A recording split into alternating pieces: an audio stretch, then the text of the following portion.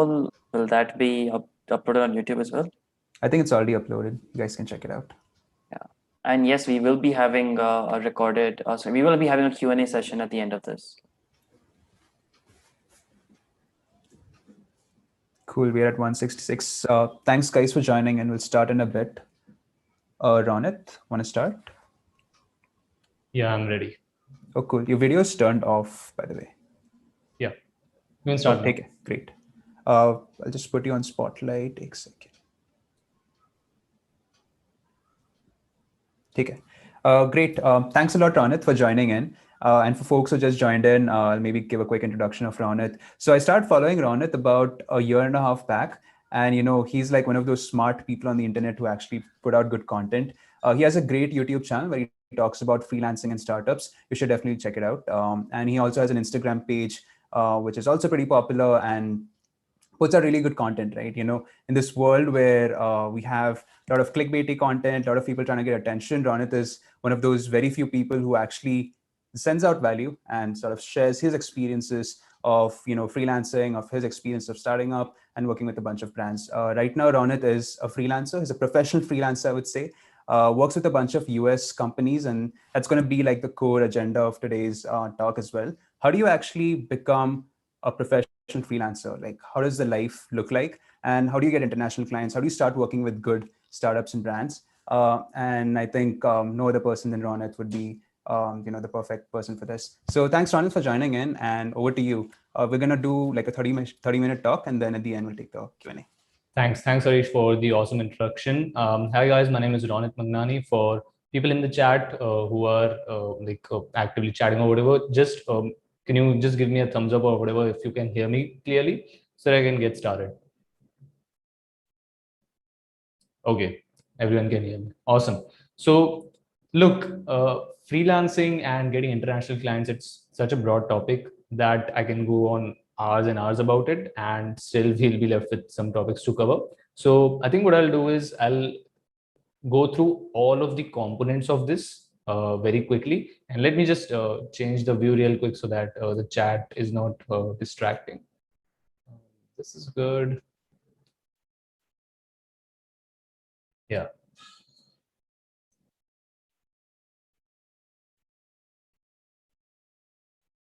Sure.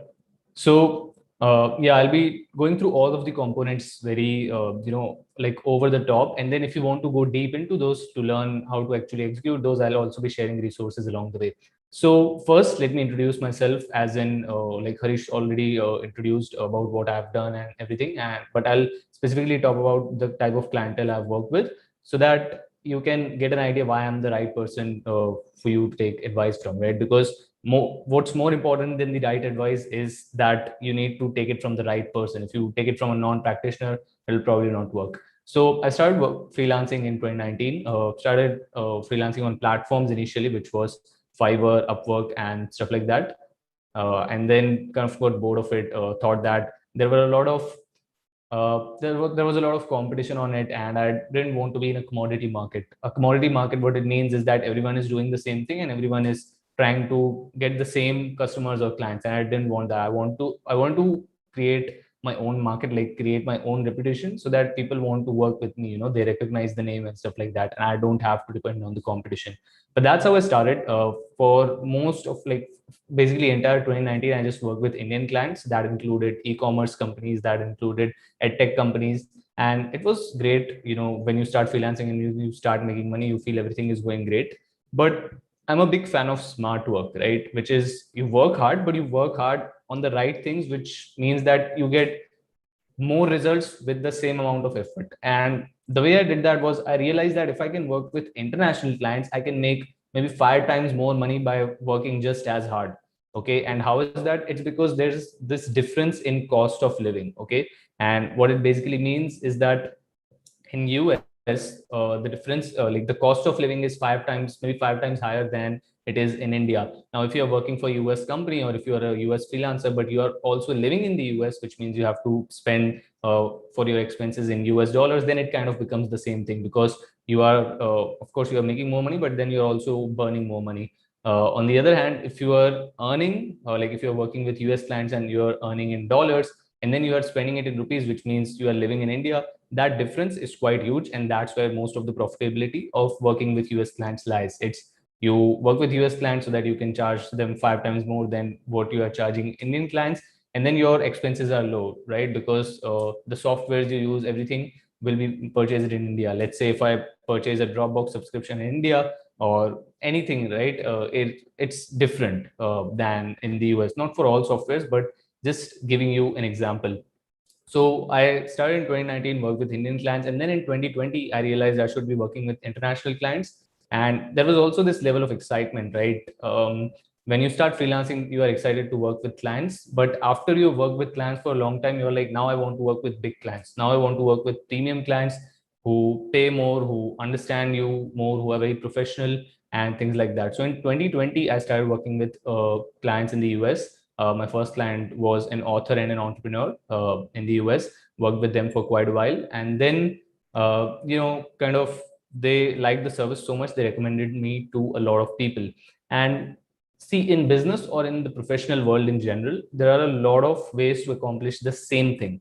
Okay, if you want to accomplish a certain task, there are maybe 5, 10 ways to achieve the same thing, and different people do different things. What I did, like the way I got international clients, was through cold outreach and building a network. What cold outreach basically means is that you use prospecting tools on the internet to see where your ideal clients are, and then you reach out to them through emails. They like your service, and then they refer you to other people, and that's how you build your network. And once you become the guy for a certain niche, right? And I'll be talking about niche and why it's important. The recommendations flow in like really quickly. This year, I haven't sent out a lot of cold emails because I get a lot of referrals, so I don't have to. But that's how I started. The clientele includes VC funded startups in San Francisco, entrepreneurs in Texas, marketers, authors.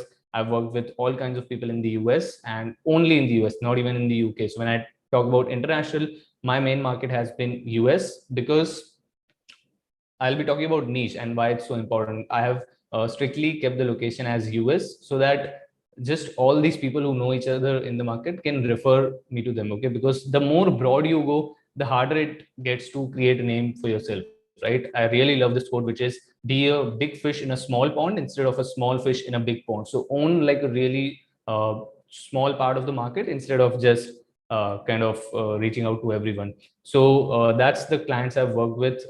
Currently, I'm like at most at a single point of time, I'm managing 3 to 4 clients, because all of them are on a retainer model. It's not like project work, which is I do something, they pay me, and then we are on our own separate ways. They pay me monthly for the service of social media management and content repurposing, if I were to term that correctly. But it's too broad, so different things in there as well. So at most, I'm managing 3 to 4 clients at one time. And right now, the clientele includes a VC funded startup, Series A, in San Francisco, an entrepreneur in Texas. And I can't name these people because we have to maintain confidentiality, and then an author in Washington, D.C. But if you've been following me for a while, I've been talking about that a lot. So maybe you can get the idea. So that's how the journey has been. And as I said, the difference in cost of living is what makes it a lot more profitable. If you are starting as a freelancer and if you start targeting US clients, even if you have no experience, you can charge at least $10 to $15 per hour. Okay. If, of course, if you have the confidence to sell, if you have the confidence to talk and stuff like that, and $10 to $15 per hour, which is what, 700,000 rupees per hour. If you ask to an Indian client as a new freelancer, as a beginner, it's very hard to get because here the price of projects is different, everything is different, which I already explained. So let's get into the meat of the things, that how do you get international clients? And I explained why is it important to get international clients. Now let's get into the how. So actually, I'm not seeing the chat as of now. Just give me a minute, someone's at the door.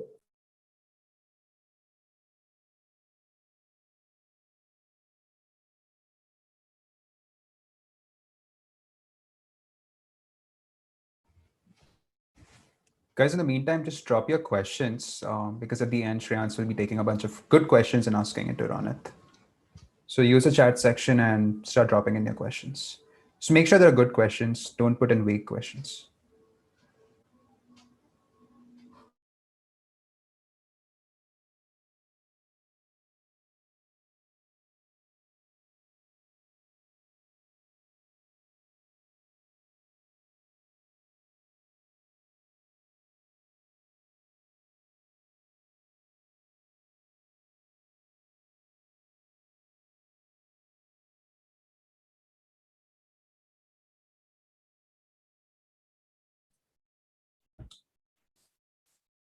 Sorry for the break, guys. I hope you all can hear me. So, yeah, I was saying that I'm not reading the chat as of now. We will have a Q&A session after like 30 minutes when I'm done going through all the topics. We will have a Q&A session, and yeah, we'll answer your questions as well. So, getting international clients is more of a mindset shift than a tactical shift, is what I think. So, the reason it's a mindset shift is when you start, and this is basically sales, right? You have to reach out to people, you have to book meetings, you have to close deals. And in sales, it's very hard to be optimistic. Basically, like you face one or two rejections and then you are shattered, which is why it's more of a mindset shift. So you have to be really optimistic when you go after these people, right? You have to have a lot of self-confidence. And the way I did it was through the classic code of fake it till you make it, right? What you have to do is you have to imagine yourself as if you are like a world-class freelancer, or as if everyone in the world knows you. And if you fake that, your confidence in meetings will be different, even though that's not true. Okay, it's not like you have to lie to them in the meetings. It's just that you have to think that, so that you can be a lot more confident when you are reaching out to them in emails, or when you are kind of selling them on the meeting, right? So that's the first thing. You have to be really optimistic. In sales, rejection is the name of the game. You are going to get rejected like a lot of times. Most of your emails will not get any responses. Most of the meetings you book will keep, getting rescheduled, and then what like you'll lose faith. But that's what you have to be aware of, because it's a learning curve, right? First few months can be brutal, but after that it starts getting good, right? So that's the first mindset shift which you need to make. Be really confident on these meetings by just faking it in your mind that, as if you are habitual of speaking to large companies and people internationally, right? So that's the first thing. And because this session is focused on how to get international clients, I'm already assuming that you already have your service in place, which is, what you want to do. So I'll not be going through those things, right? But the next thing I want to talk about is the importance of a niche, which is in this day and age where everyone has a computer and an internet, and everyone can basically compete with you after they learn a skill. It's very hard to differentiate from the competition. And the way I did it, the way I kind of defeated the competition, was choosing a very small niche, which is, I'm not going after everyone. Okay, I have a very small niche, which is personal and business brands in the US who already have a content channel, which is either they're already doing YouTube, or either they're already doing podcasts or whatever, and they're looking for help to expand on all platforms. See how specific this niche is. Okay, when I started, what my niche was: video editing, graphic design. Whoever needs help, I'll do it. And of course, that didn't work. And when the market was too broad, I made little money. But when I got really specific about the niche and I started reaching out to those people, that's where I made the most money. And you know why? It's because when you choose a small niche, okay, it's the amount of referrals you get can be like very, very high. And you'll always beat a vanilla freelancer because you are a niche freelancer. And what a vanilla freelancer means is that someone who does everything. Let's say if you own a spa, okay, I'm just giving you an example. Who will you hire? A person who designs websites, or a person who only designs websites for spas? Of course, the latter, right? So that's the importance of picking a niche. That's a very easy way to beat the competition. It's like, it's just a decision away, right? It's not you have to do a lot of hard work. It's just that you pick a niche, and then, because it's a small niche, all of those people in that niche know each other very well, because of course it's a small niche. It's not like everyone in the US or whatever. So when you do that, you get a lot of referrals. You start building your reputation in the market, that, hey, who is this guy who is helping all of us with this kind of thing? Have you heard about him? And that's how your reputation grows. That's how you get a lot of leads. So that was the importance of niche. And now let's talk about the direct things, right? That, okay, you know your niche, you are ready to face the sales game. Now you need to start reaching out. How do you do that? The first part of it is prospecting, which is, how do you find these people? And prospecting, the first thing you have to do is, and I'll answer your questions later during the Q&A session. Let me just cover all the topics now. So prospecting, first you have to create an ideal client persona, or an ideal client profile, or different people call it different things. So an ICP, what it is you basically describe what your ideal client looks like. So for me, it was a personal or business brand in the US. And personal brand is like a person putting out content on the internet. A business brand is a company putting out content on the internet to get customers to grow their business. So that was the first point. The second point was the location should be in the US. The third point was they already should have a channel like on YouTube or podcast or anything, a long form channel. And the fourth point was they are looking to basically expand and grow their brand and all of that stuff. So when you know who you are going after, it gets easier to actually reach out to those people, because you can be sure that I know who these people are, so I can be creative about where to find them. And the best prospecting tool for most services, not all, for most services is LinkedIn Sales Navigator. It offers you a lot of filters. You can filter through industry, you can filter through company size, you can do a lot of things. So if your service is B2B, like classic B2B, I'm talking about, like my service is also B2B, but it's not very direct, right? Its content is still like a bit different because most people put it out through their personal channels. But if your service is classic B2B, which is either you are doing performance marketing or you have an ad agency doing creatives and stuff, when it's a very specific B2B play, LinkedIn Sales Navigator is the best. You will get unlimited leads. Go through a simple YouTube course or whatever for free on LinkedIn Sales Navigator and get started. The first 30 days are free, so you can use it for as much time as you want, and I think that will be great. But for some services where the ICP is not based on the filters offered by LinkedIn Sales Navigator, you have to be creative about where to find these people. And that's where the second mindset shift comes in. When you are selling on the internet, right, when you are reaching out to people on LinkedIn or on emails or stuff like that, you subconsciously are negative whether this will even work or not. But what you have to realize is these are real people. Okay, let's say if you are in a Facebook group and you are trying to get clients through that, because you can't actually see those people and you're not face to face with them, and because India is such a traditional business society that when you were growing up you've seen people doing meetings in person, it can kind of get negative that what is this, I'm just roaming around in a Facebook group or in a Reddit channel or on LinkedIn or on email, whatever. But what you have to realize is on the other end there's a real person sitting. Okay, so when you make that mindset switch, it gets easier to sell because you know that this is actually real. It's not like you're wasting your time.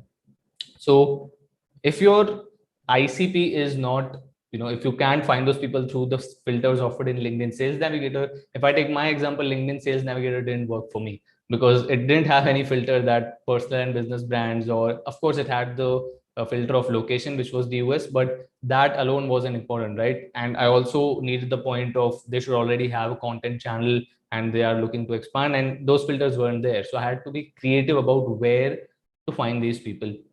So, what I did was I used to go into Reddit channels which were around content marketing and LinkedIn hashtags content marketing and everywhere, right?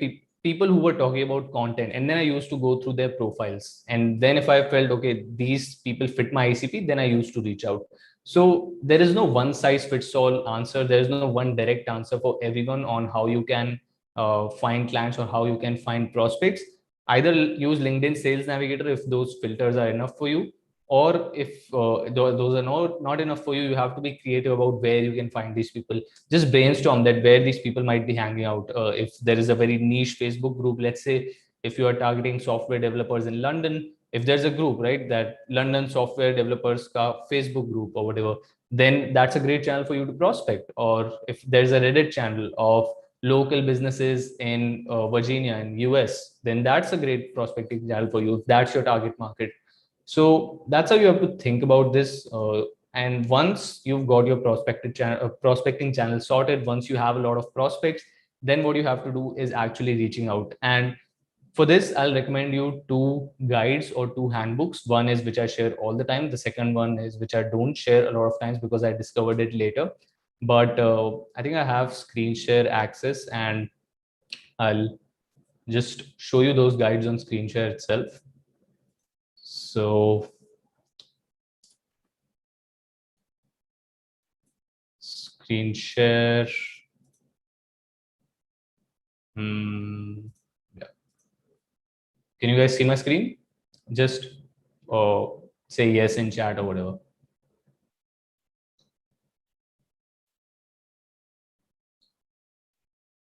I can see the chat for some reason. Okay, yes, you can see my screen. Sure. So see, the first one is Abhinav Arora cold email guide. This is awesome. This was the first one I read, and this was the one which I used in the beginning to get the initial few clients. So this is awesome. There's a lot of information in here. As you can see on the left, there are things you need to know about cold emailing before you get started, getting your emails noticed, read, and replied to, automating your emails and everything. And the part which I mainly want to talk about is, are these templates, right? If let's say you have just a few prospects and you don't want to run like a mass campaign, you can reach out to these people through these templates, which is there are basically 12 templates, I think. So this is the first one is the respectful open, which is, so there are these placeholders, right, which you just have to change. So instead of first name, you can just enter their name, professional title, and you can get all of this information through LinkedIn. Even when you prospect through a different channel, then you can look them up on LinkedIn and see what they do and stuff like that. And then you can personalize those emails accordingly. So these are the templates, a lot of them. You can use any of them. I used this one, straight jump to a helping hand, when I started. Worked really well for me. So this will be the one I recommend. But you can also use others, right? Based on different situations. So definitely go through this guide. All you have to do is search on Google Abhinav Arora cold email guide. And then I'll also show you like a different one, which was Julian cold email guide or something. Yeah, how startups run B2B sales. This one is awesome. Okay, and I discovered this later. uh, so definitely go through this. So this talks a lot about B2B sales strategy, website pages, A/B testing, stuff like that. And it also talks about the sales process, right? So people who aren't aware about sales, definitely go through this. It talks about what are leads, what are, inbound leads, outbound leads, prospecting, everything. So you can go. It also talks about ACVs, which is average client value or something like that, annual contract value, basically. And then here is the main part, right? Cold emails. So it also has templates, as you can see. This is a good template, and then it has a lot of tips on how you can, personalize these emails, what metrics to track, and stuff like that. So that's what you can do. I stopped screen share because those were the two guides which I wanted to share.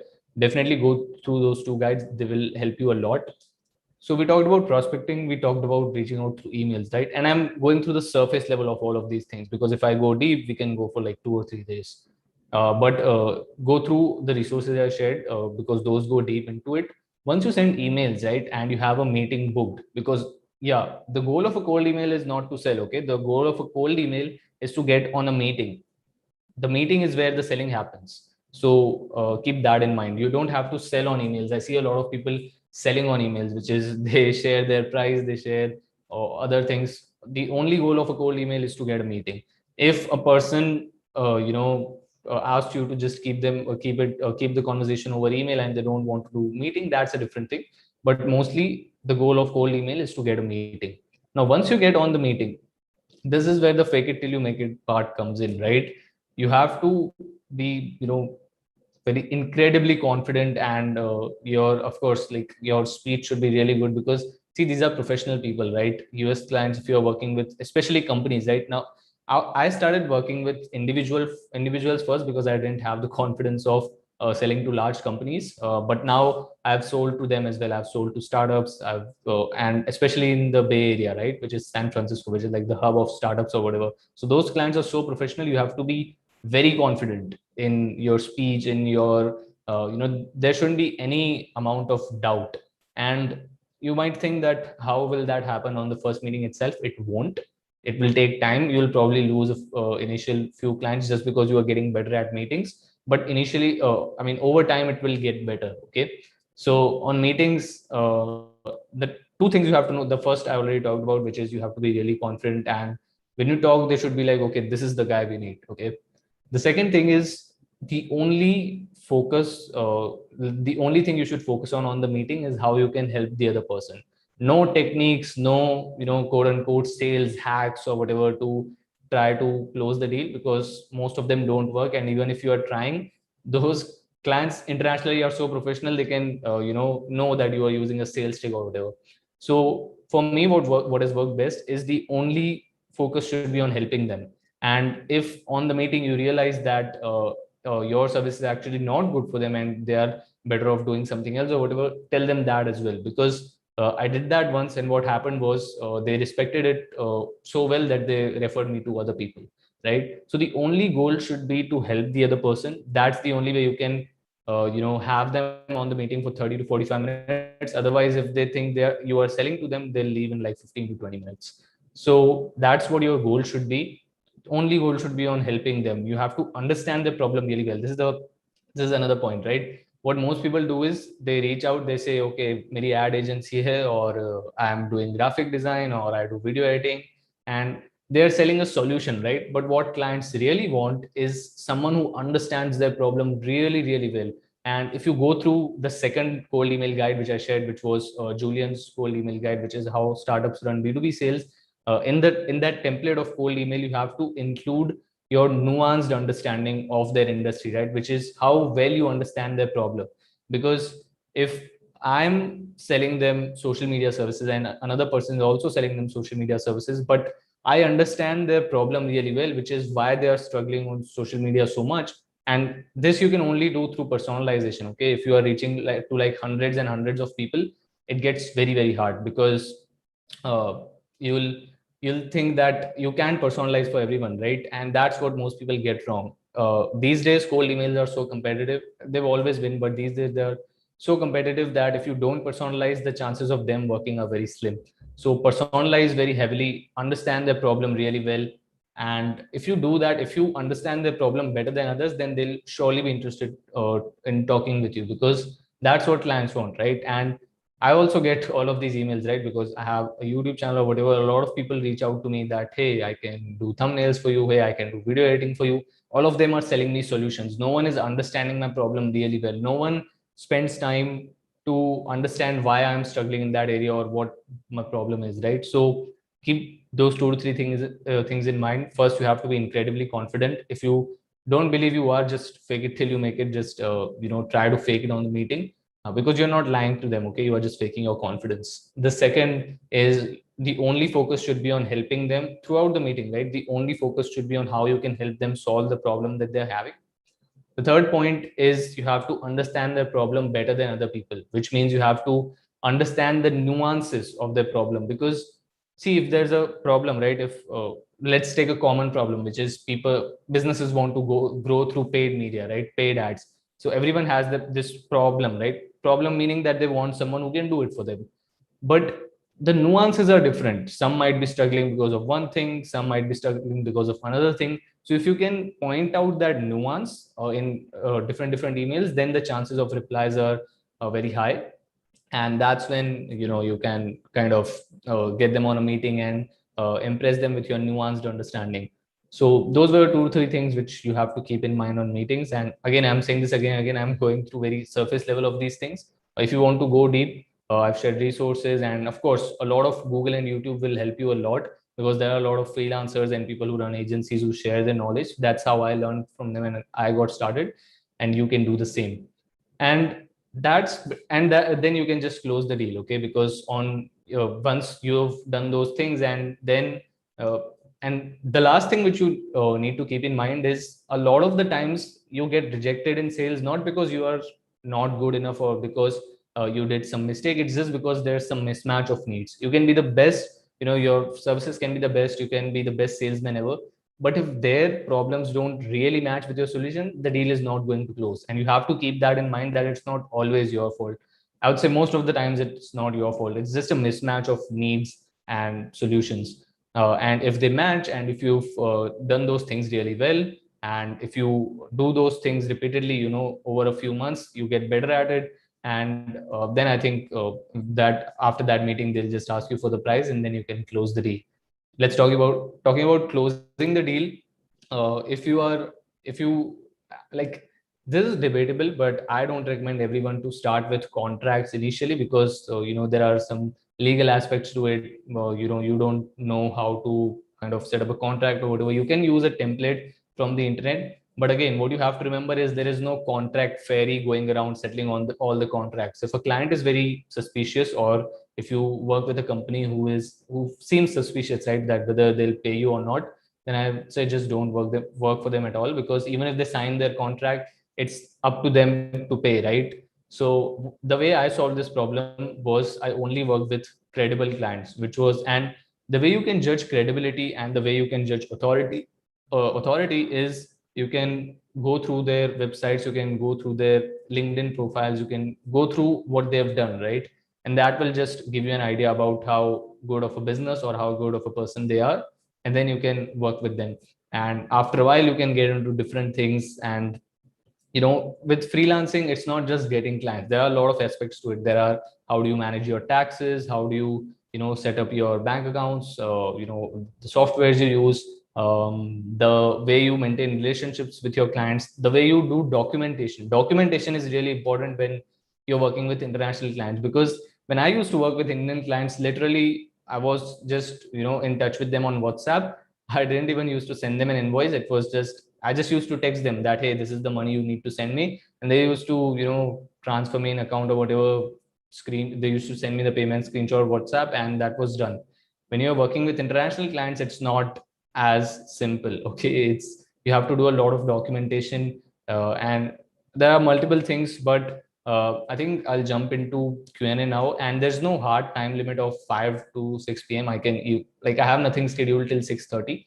So even if the questions are more, we can definitely take them.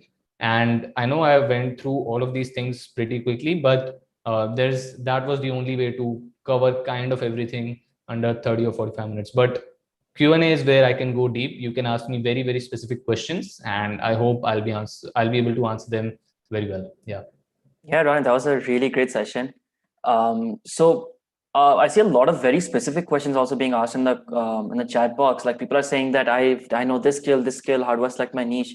So let me just select one and send them over to you. And also just so that we can get as many questions as possible, let's try to keep it like 5 minutes at max per answer, so that we can get like as many questions as possible. Yeah. So basically, some guy asked. Some guy is into Android development, web development, and graphic design and video editing. Right now, how does he select a niche? How does he know what to go into? Yeah. Before I start, can you just put me back in the spotlight so that it just looks good in the recording? Right now, I can see like 20 people on my screen. You are in the spotlight in my thing. I think it's just a view.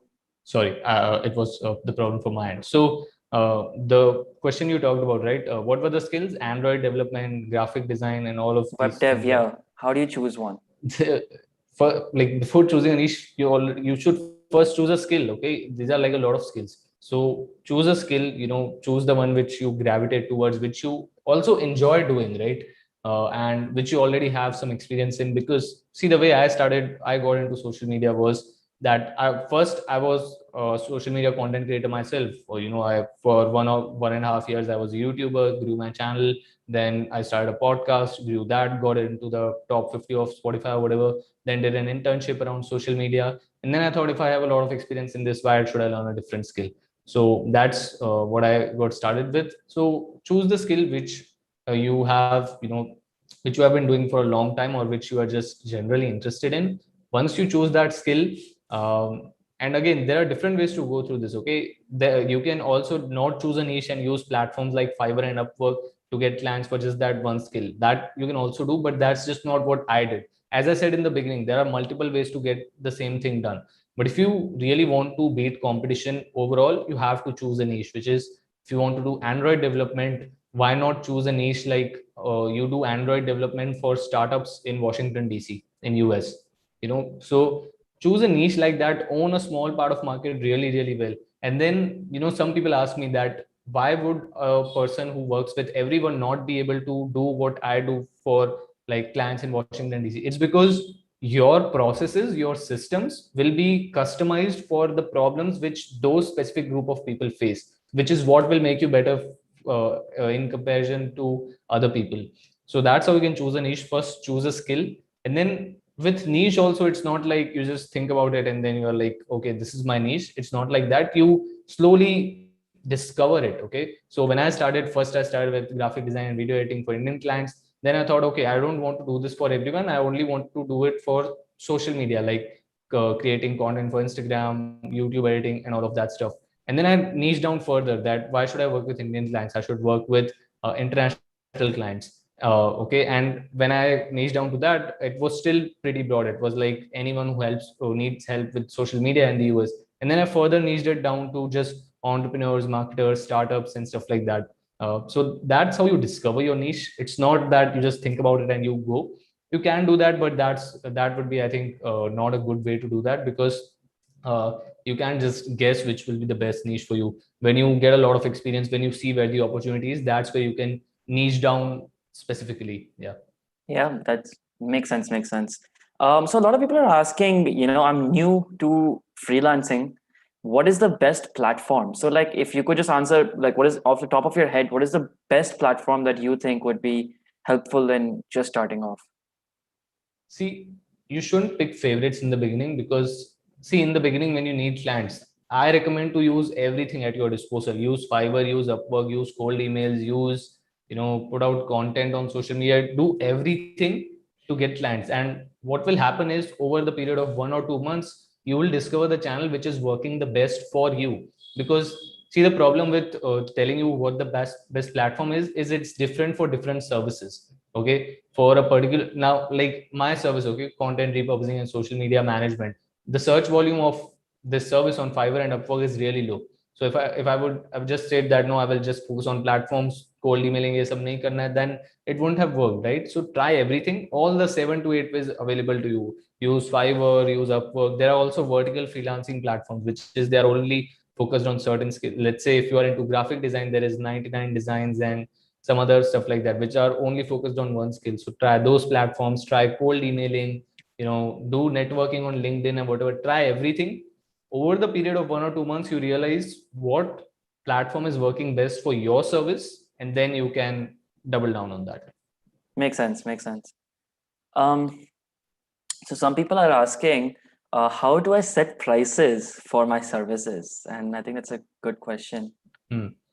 So when I was thinking about this, right, how do I set my prices for my services, and I used to search about formulas for setting your price and whatever, I came across this video of Gary Vee, and you guys can search this on YouTube, which is how to price your marketing services, and you can use this for any service. But search how to price your marketing services Gary Vee, and it's a short video, 3 to 4 minutes. In that he tells that there is no magic formula to set your price, right? You literally come up with something, like you guess that okay, this would be a good price. And if a lot of people say no, like 10-15 people say no, then you think okay, maybe I should lower it. And if people are saying yes, if more than usual people are saying yes, maybe you should increase it. Okay, so you always have to keep a balance. And first, when you are just getting started, I think you just have to guess your pricing.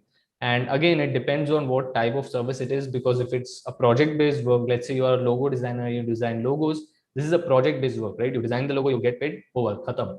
If you do that, then the pricing methodologies and everything is different. But if you're working with clients on a monthly basis, then either you can charge them a monthly price, or if you're working with clients hourly, which I used to do and still do for some clients, then you can just come up with something. My recommendation would be to start with 15 or $20 per hour. You can also start with $10 per hour if you're not very confident that you will be able to deliver a good service. But whichever model you choose, you just have to come up with something. Okay, just guess a price which will be good, maybe research what other people are charging. But there is no perfect price, right? In sales, what you have to remember is price is always just an agreement between two people. Okay, there is no set price for anything. Some agencies charge $5,000 for a service, some agencies charge $10,000 for the same service. It's always an agreement between the client and the freelancer or the agency. It's not that one set price for a service in the market. That's not how it works. So just come up with something. If you get a lot of rejection, maybe lower it. If you get a lot of acceptance, maybe increase it, because if a lot of people are accepting it, maybe it's lower than it should be, and these type of things. And whichever price you choose, keep increasing it after you. So let's say if you get a client for $500 per month, the next client you try to get should be 750 or maybe 1,000 if you're really confident. And then the third client should be even more. And then you will kind of hit a ceiling where you start getting a lot of rejection. Then you stop there, you maintain your spot, and then you build your brand, right? The only way in the long term to charge more to these clients is to build a brand, which is put out content on different platforms about what you do, case studies, different things which just position you as the expert in your niche for that particular service. Because if you have a lot of reputation, people would want to work with you even if you charge higher. And that's what basic branding principles are, right? You buy branded shoes and clothes, even though they are costlier, is because they have a brand, they have a reputation. So that's how you can increase your price in the long term. Initially, just come up with something and just keep tweaking it. It's not like you have to charge the same price to all clients, because they don't have any active communication between each other, right? They maybe don't even know each other. So it's not that if you are charging this client less and this client more, something wrong is going to happen. It's totally up to you. And yeah, that's my viewpoint. Yeah, nice. That makes sense. So I'm just scrolling down. I see a lot of people asking the similar questions to, should I give a free trial to my client? Should I work for free in the beginning? I don't have any credibility. So how would someone, start go for it about Definitely. that? I forgot to talk about this in the beginning. I also started by working for free, right? That's the only way you can get that first testimonial in, on first samples in or whatever. So definitely start working for free, because if you're trying to be genuinely helpful, which I talked about, and you're also working for free, then it becomes a no-brainer for the client, right? So what I used to do was I used to give them 1 week free trials. Okay, 1 month was too long. I thought if they don't sign a contract after that, then what's the point? So I used to work for free for like 1 week, and after that, the classic dialogue freelancers or agencies use is, okay, we have worked, you see the value. If you would rather have me than lose me, then pay me this much and we can strike a deal. And if you don't see the value in this, then maybe we can part ways. But free work is definitely a great way to build that initial credibility and get those initial samples in. And yeah, definitely get started with free work, but don't overdo it. Okay, I see people working for free for a long time. Okay, don't just say I'll work for free for you until you see the value. They might keep exploiting you. So set a time limit as well. And I think a 1 week free trial would be good for retainer services. If it's a project work, then maybe you can design a logo for them with their watermark, or you can be creative about that. Okay, there are just too many variables and too many types of services out there, so the answer differs for everyone. But free work is a great way to get yourself in the door and get started work with clients. Yeah. Yeah, that makes sense. So again, people are asking, how can I start getting international clients? I know you talked a lot about it, how you could, but what would be the best method that you thought gave you the most success in reaching out to international clients? Was it cold email, Fiverr, Upwork, or something else?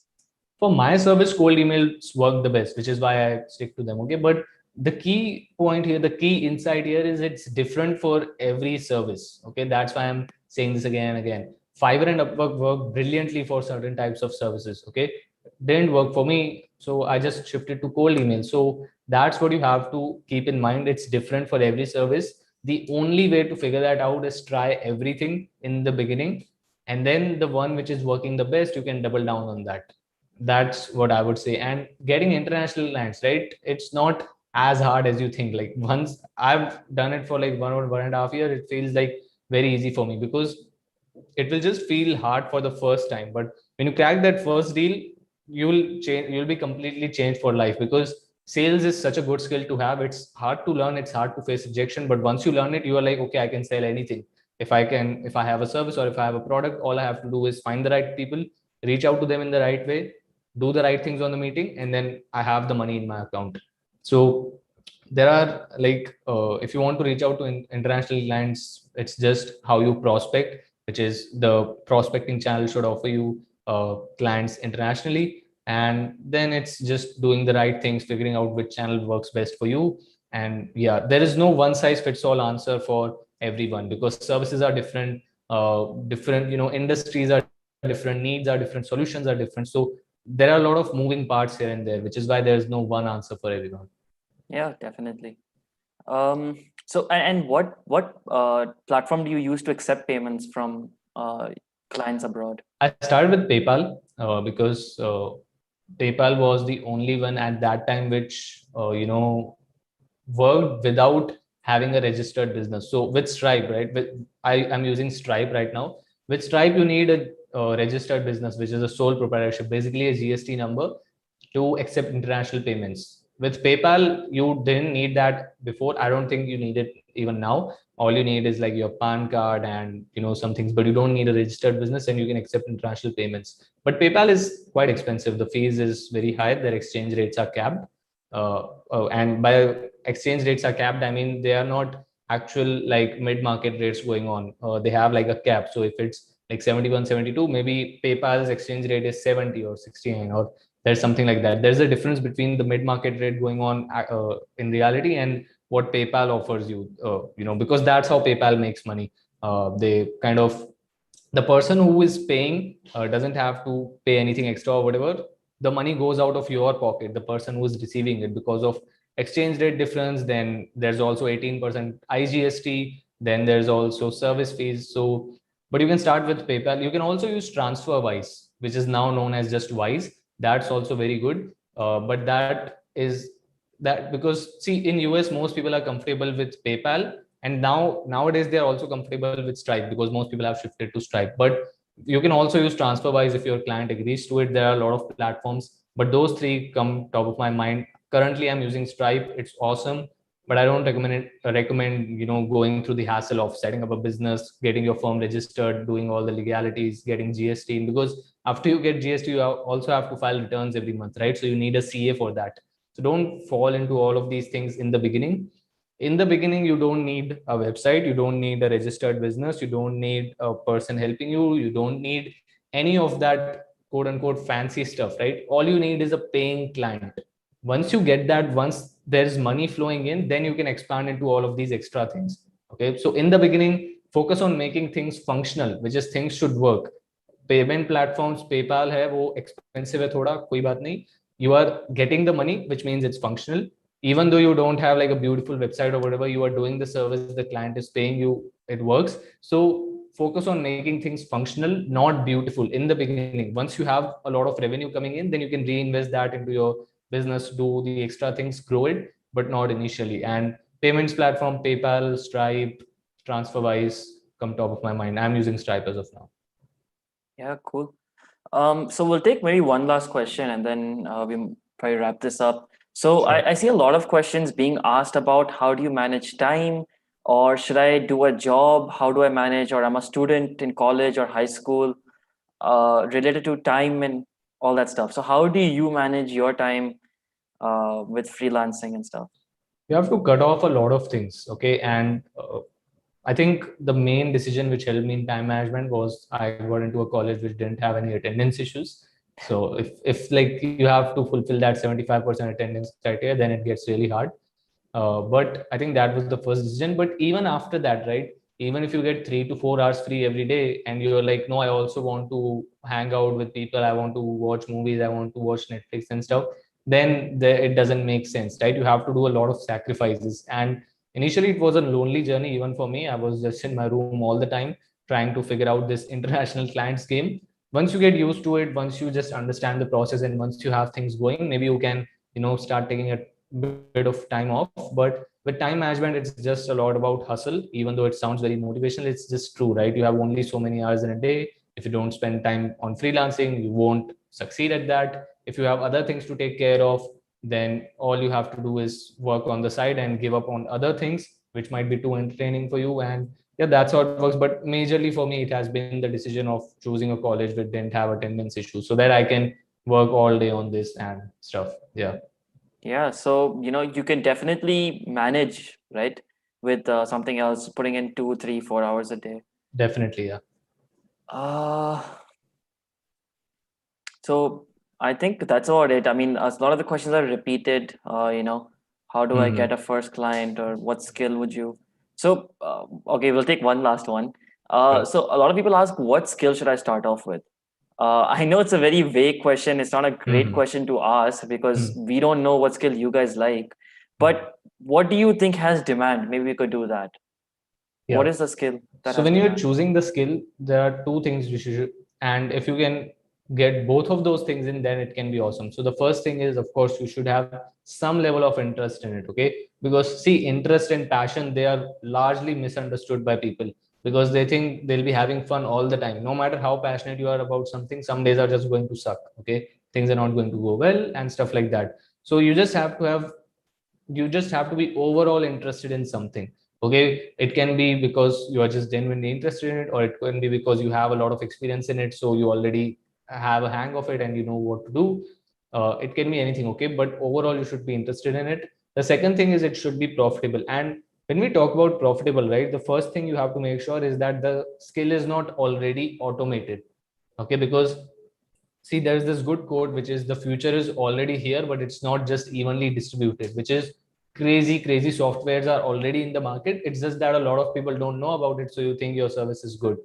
Okay, so you have to keep this in mind, which is when you are starting off, right, just search for a tool for this service. Okay, let's say if your service is designing 3D mockups, right, which is if someone launches an app and they want a very professional video of their app showing in their iPhone, that case and motion graphics and everything, you might be saying, wow, this is such a crazy skill, I'll start with that, I'll freelance with that. There's a software called Rotato. Google this, Rotato, which was known as Design Camera or something initially. It does it automatically, which means even though you might get clients now because not a lot of people know about it, eventually it's just a very bad decision to take a battle with technology because it's just going to grow popular. And when people know this can be done automatically, and so why should you pay a freelancer, right? So with profitability, you have to make sure that the skill is not already automated. And the way you can do it is just through a simple Google search, or Product Hunt is a great website to see if there is a tool for that. And if it's fully automated, then it's best to just leave that skill. If it's just, if it has just automated some parts of it, maybe you can use it to increase your own productivity. I mean, I use like dozens of tools to help me get more done each day than if I was not using those tools, right? So that's what you have to keep in mind. And then again, it's just a lot of testing and learning, right? When I started with content repurposing, social media management, it was just such a niche service that I didn't even know it will work. Okay, because most people, when they start freelancing, they're like video editing, Android development, web development. It's just a proven skill, okay, which gets you paid. But if you want to just experiment with something, it's just you have to, think of it as a startup. Try getting some clients, get their feedback, what they are saying, and if everything seems to be going good, and if there is service market fit, then you can just keep going about that. But make sure you're overall interested in it, whatever the skill is, and then it should be profitable in the sense that it should be valued. And maybe you can test it through actually working with some people. Maybe you can just uh, use forums. Okay, a lot of people might have already done what you are about to do, so why not learn from their experience? I think Reddit is great. I think if you just do simple Google searches about people's experience with a certain type of skill, you will learn from their mistakes and then you don't have to do it again. So make sure you're overall interested in it. Make sure there is value in that skill, which is it's not already automated. People value that skill. It helps them grow. It helps them, fulfill a particular need. And then if you can find something which fulfills both of them, then I think that can be the best. Definitely. Yeah, I really agree with what you said. Look at which skill can be automated. I never really thought of it from that perspective before. Mm-hmm. So it's also really important. People are asking web dev, web creation, website builder, and all that. There's tons of softwares out there that can automatically, no code required. There's also nuance in there. Okay, maybe those softwares just design simple websites, and these designers can create custom websites. Yeah. So there's nuance in there, but just see, the only way to succeed at something is the more you understand about it. Okay, the easier it will, the better your decision making will get. Instead of, so a lot of people, what they do is they are so insecure about their skill working or not that they don't even want to talk about how it might not work. So active open-mindedness is very important. Try to think why what you are trying to do will not work. Try to come up with reasons.